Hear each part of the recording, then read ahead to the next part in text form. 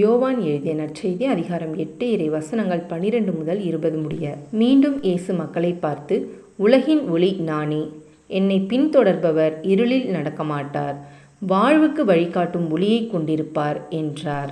பரிசேயர் அவரிடம், உம்மை பற்றி நீரே சான்று பகர்கிறீர், உம் சான்று செல்லாது என்றனர்.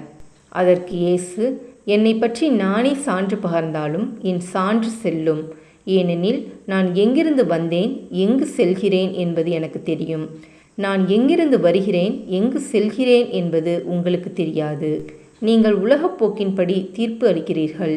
நான் யாருக்கும் தீர்ப்பு அளிப்பதில்லை. ஆனால் நான் தீர்ப்பு வழங்கினால் அத்தீர்ப்பு செல்லும். ஏனெனில் நான் தனியாக தீர்ப்பு வழங்குவதில்லை. என்னை அனுப்பிய தந்தையும் என்னோடு இருக்கிறார். இருவருடைய சான்று செல்லும் என்று உங்கள் சட்டத்தில் எழுதியுள்ளதல்லவா?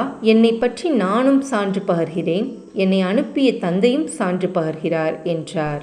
அப்போது அவர்கள், உம் தந்தை எங்கே இருக்கிறார் என்று கேட்டார்கள். இயேசு மறுமொழியாக, உங்களுக்கு என்னையும் தெரியாது, என் தந்தையையும் தெரியாது. என்னை உங்களுக்கு தெரிந்திருந்தால் ஒருவேளை என் தந்தையையும் தெரிந்திருக்கும் என்றார். கோவிலில் காணிக்கை பெட்டி அருகிலிருந்து இயேசு கற்பித்து கொண்டிருந்த போது இவ்வாறு சொன்னார். அவரது நேரம் இன்னும் வராததால் யாரும் அவரை பிடிக்கவில்லை. இது கிறிஸ்துவின் நற்செய்தி. கிறிஸ்துவே உமக்கு புகழ்.